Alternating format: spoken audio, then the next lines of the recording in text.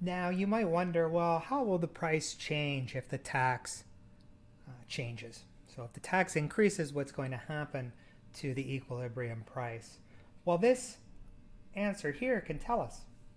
So taking a closer look at it, we know that little b is positive, and we know that beta is positive.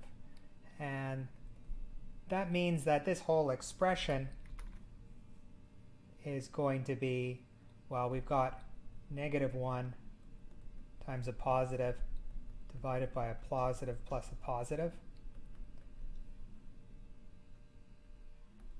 Right, I'm analyzing this thing here, and we can see that a negative multiplied by a positive divided by a positive is equal to a negative.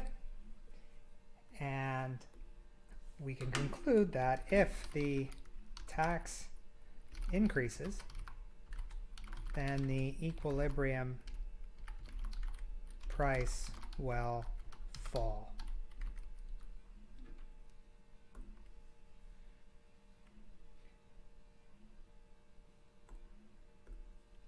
Thinking about that, how's that actually going to affect people's lives? If the equilibrium tax falls, then the supply will also fall. And demand, well, I won't talk about demand because, of course, the price that people pay will depend on the tax itself. But you can see that the supply will fall for sure.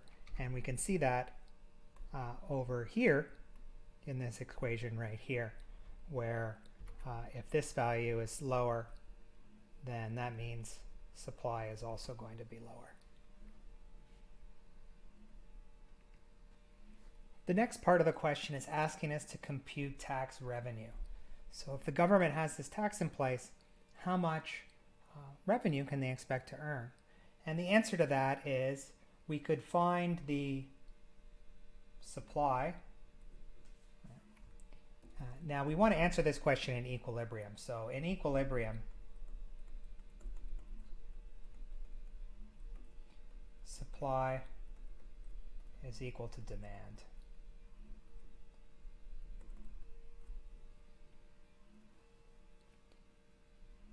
And so one way we can find the tax revenue is we could define it as the supply multiplied by the tax.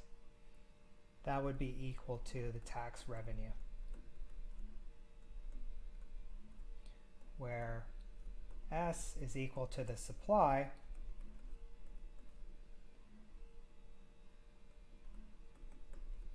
which is the number of, or I should say maybe is the quantity of,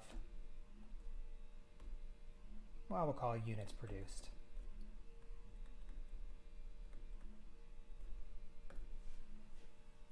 And of course it's also equal to the actual quantity demanded as well.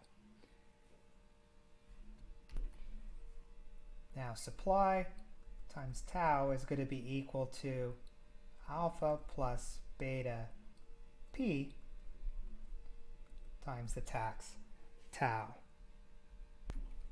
Now the trick is we need the equilibrium price, this p, and maybe what I'll do, I'm going to add a little star to it. We need the equilibrium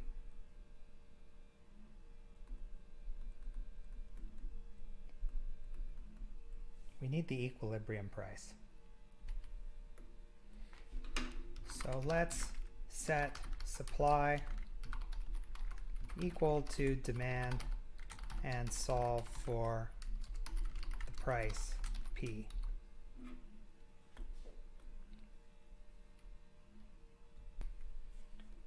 Demand is A minus B, P plus tau.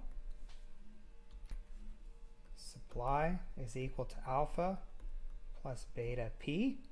And we want to set these two equal to each other. So we get D is equal to S. We get A minus B. P minus B tau is equal to alpha plus beta P. We want to collect the prices together. So why don't we move that term over to the right-hand side? So we've got, so they're going to be positive. And we're going to have A minus alpha minus B tau is equal to beta plus B. And I'm skipping a little bit of a step. Move that term, this term here, over to the right-hand side and then factor out the P. And we get this thing. And then solve for P by dividing both sides of the expression by beta plus B. And we end up with A minus alpha minus B tau over beta plus B. I'll put a star on it so that we know that this is not just a regular price, this is a special price, this is the equilibrium price. And now we can go back to the expression that we had up here. We've got the supply, the quantity produced, multiplied by the tax, is equal to alpha plus beta times this thing that we calculated.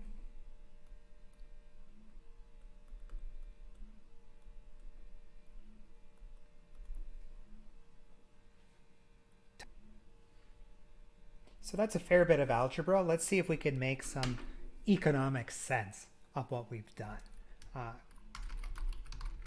Consider the equilibrium price. Is the price increasing or decreasing if the tax increases? Well, looking at the expression that we have right here, I'd forgive you for not being able to answer that question. I look at that and it's hard for me to interpret it. But one thing we can do to make our interpretation easier is rearrange it a little bit and make our lives simpler. We know that A, B, alpha, and beta are constant positives. So if I rewrite P as A minus alpha over B plus B, I get some constant term minus B over beta plus B times tau. And we can see that, interesting enough,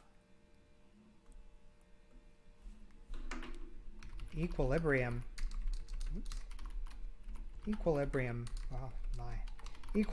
price is a linear function of the tax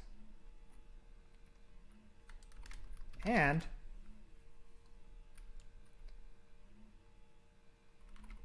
the price is decreasing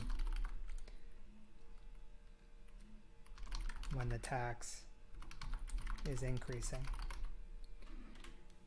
And you can see that because, well, we can ignore, we're going to assume, a good idea would be to assume that this is positive. Otherwise, we might end up with we would definitely end up with a negative price, and that's nonsensical. We can't have negative prices. Well, let me not follow that up. Let me just take my word, just take my word for that. Don't come up with exceptions. There are some possible exceptions, but let's not talk about them. Generally speaking, you can't have negative prices, and this is the slope, right? This is the slope, and the tax is of course positive. It's not a negative tax. It's not some sort of a subsidy. So we're going to assume that the tax is also positive, and a positive times a negative is negative. So you can see from this expression, the equilibrium price is a linear function of the tax, and the equilibrium price is decreasing whenever the tax increases. Let's do this again, except let's do it in a general form. Now we've got demand as a function of price and tau, but of course the law of demand tells you that if the price of some good or service is increasing, the law of demand says people will demand less of it. They don't like higher prices for goods and services. Similarly, the law of supply says that if the price is higher, all else being equal, firms will produce more of it. And therefore, the G function is going to be positive.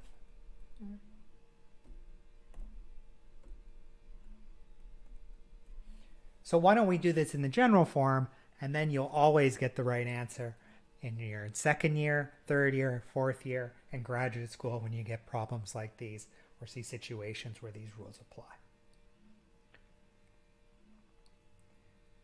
Now we're going to start off C by setting demand equal to supply. And so we have P plus tau is equal to G of P.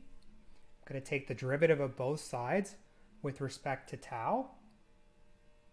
The left-hand side, well, both sides I'm going to have to use the chain rule. The question is how many times do I have to use the chain rule. So we're going to have F prime P plus tau multiplied by the inside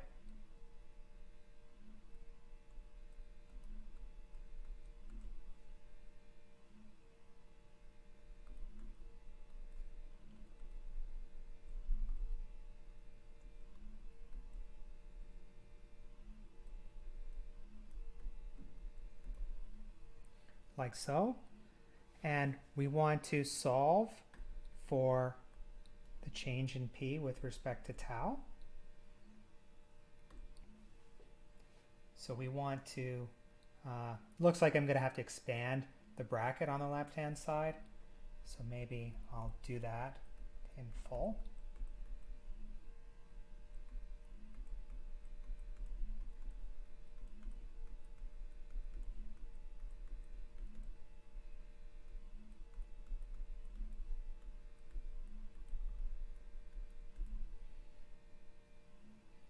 Now what? Now I'm going to look for, I want to bring these two terms together.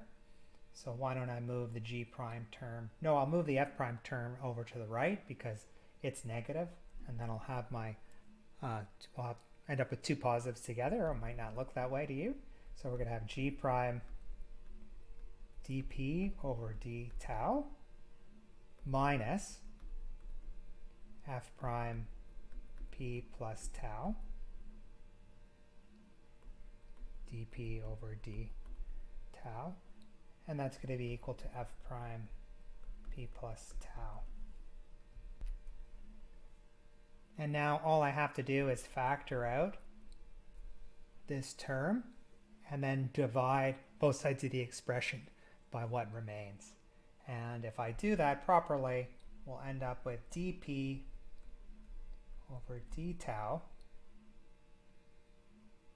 Well, maybe I will. Maybe I'll add an extra step and go slowly.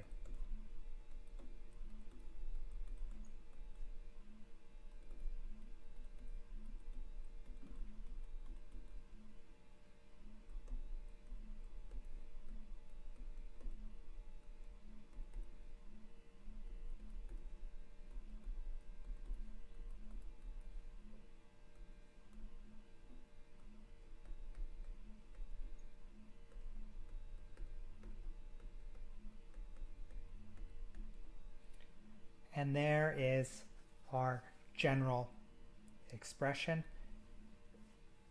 The change in P with respect to tau is going to be negative.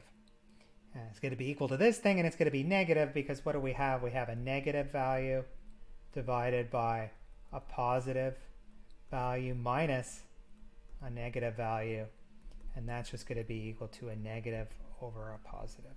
So it's going to be a negative value, which means that just like we saw before, if the tax increases, then the price decreases.